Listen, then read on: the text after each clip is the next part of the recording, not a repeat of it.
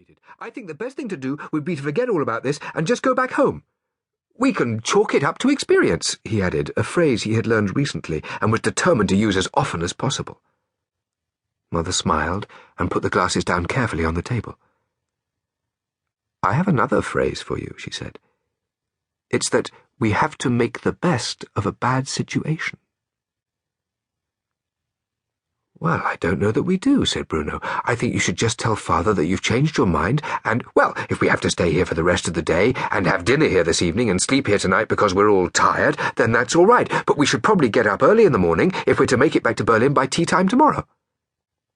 Mother sighed. "Bruno, why don't you just go upstairs and help Maria unpack?" she asked.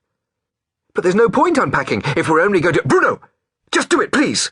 snapped Mother, because apparently it was all right if she interrupted him, but it didn't work the other way round.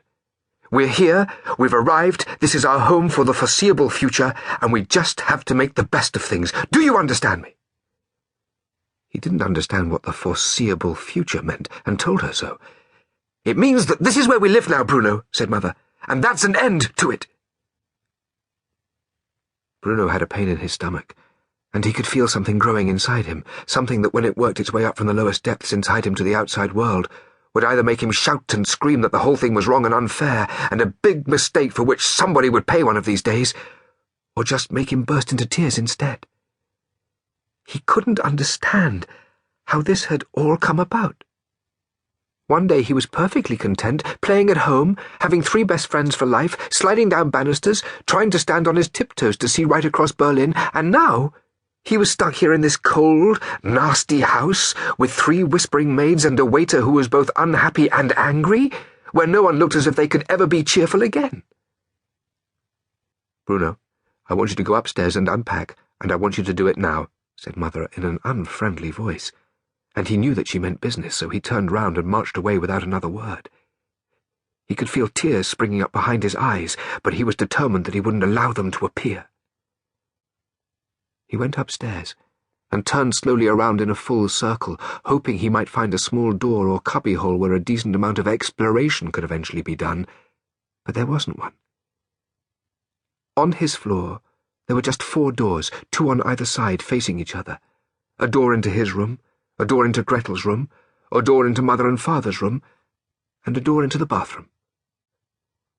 "This isn't home, and it never will be," he muttered under his breath as he went through his own door to find all his clothes scattered on the bed, and the boxes of toys and books not even unpacked yet. It was obvious that Maria did not have her priorities right. "Mother sent me to help," he said quietly, and Maria nodded and pointed towards a big bag that contained all his socks and vests and underpants. "If you sort that lot out, you could put them in the chest of drawers over there," she said, pointing towards an ugly chest that stood across the room beside a mirror that was covered in dust. Bruno sighed and opened the bag. It was full to the brim with his underwear, and he wanted nothing more than to crawl inside it and hope that when he climbed out again, he'd have woken up and be back home again. "What do you think of all this, Maria?" he asked after a long silence, because he'd always liked Maria and felt as if she was one of the family, even though Father said she was just a maid and overpaid at that. "All what?" she asked. "This," he said, as if it was the most obvious thing in the world. "Coming to a place like this. Don't you think we've made a big mistake?" "That's not for me to say, Master Bruno," said Maria. "Your mother has explained to you about your father's job, and—" "Oh, I'm tired of hearing about Father's job," said Bruno, interrupting her. "That's all we ever hear about, if you ask me. Father's job this and Father's job that. Well, if Father's job means that we have to move away from our house and the sliding banister and my 3 best friends for life, then I think Father should think twice about his job, don't you?" Just at that moment, there was a creak outside in the hallway, and Bruno looked up to see the door of Mother and Father's room opening slightly.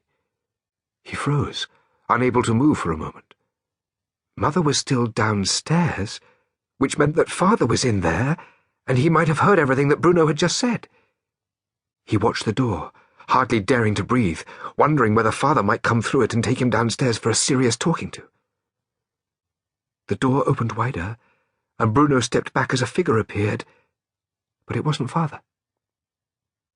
It was a much younger man, and not as tall as Father either, but he wore the same type of uniform, only without as many decorations.